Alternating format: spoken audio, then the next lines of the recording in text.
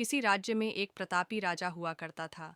राजा हर सुबह उठकर पूजा पाठ करता और गरीबों को दान देता। अपने इस उदार स्वभाव और दया की भावना के कारण राजा अपनी प्रजा में अत्यंत लोकप्रिय हो गया था। रोज सुबह जैसे ही दरबार खुलता, राजा के दरबार में गरीब और भिखारियों की लंबी कतार लग जाती। राजा सभी को संतुष्ट करके भेजते थे। इसी दरबार में किशन और गोपाल नाम के दो गरीब भिखारी भी रोज राजा से दान लेने आते। जब राजा किशन को दान देते तो किशन राजा की भरपूर तारीफ करता और बहुत दुआएं देता। वहीं जब राजा गोपाल को दान देते तो वह हर बार केवल इतना कहता, हे ईश्वर, तू बहुत दयालु है, तूने मुझे इतना सब कुछ दिया। राजा को उसकी यह बात बुरी लगती। राजा सोचते कि दान मैं देता हूँ और यह आभार उस ईश्वर का व्यक्त करता है। एक दिन राजकुमारी का जन्मदिन था। उस दिन राजा ने दिल खोलकर दान दिया। जब किशन और गोपाल का नंबर आया तो राजा ने पहले किशन को दान दिया।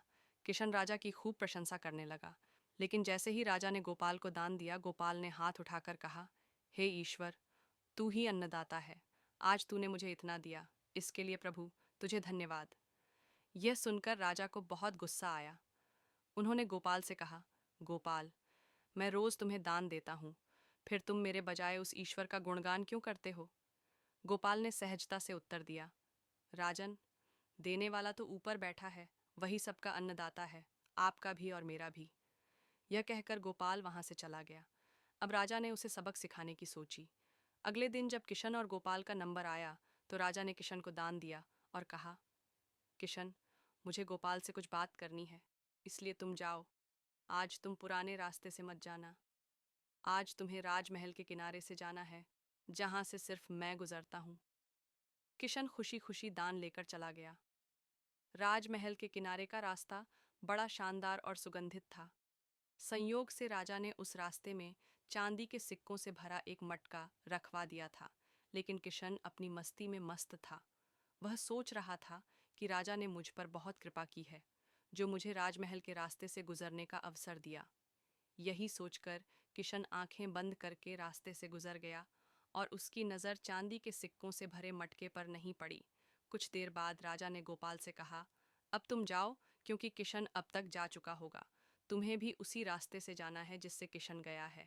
गोपाल ने धीरे धीरे ईश्वर का धन्यवाद करते हुए आगे चला। अब भी कुछ ही दूर गया था कि उसकी नज़र चांदी के सिक्कों से भरे मटके पर गई। गोपाल मटका पाकर बहुत खुश हुआ और उसने कहा, हे ईश्वर, तेरी मुझ पर बहुत अनुकंपा है, तूने मुझे इतना धन दिया। फिर वह मटका लेकर घर चला गया। अगले दिन जब गोपाल और किशन का नंबर आया तो राजा को लगा कि किशन मटका ले जा चुका होगा, इसलिए उन्होंने किशन से पूछा, क्यों किशन, कल का रास्ता कैसा रहा? राह में कुछ मिला या नहीं? किशन ने जवाब दिया, महाराज, रास्ता इतना सुंदर था कि मैं तो आंखें बंद करके घर चला गया, पर मिला कुछ नहीं।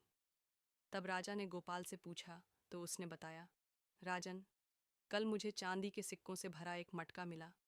ईश्वर ने मुझ पर बहुत कृपा की। राजा किशन से नाराज हुए और कहा, आज मैं तुम्हें धन नहीं दूंगा, बल्कि एक तरबूज दूंगा। बेचारा किशन परेशान तो था, पर कह भी क्या सकता था। चुपचाप तरबूज लेकर चला गया। उधर राजा ने गोपाल को रोज की तरह दान दिया। किशन ने सोचा, इस तरबूज का मैं क्या करूं?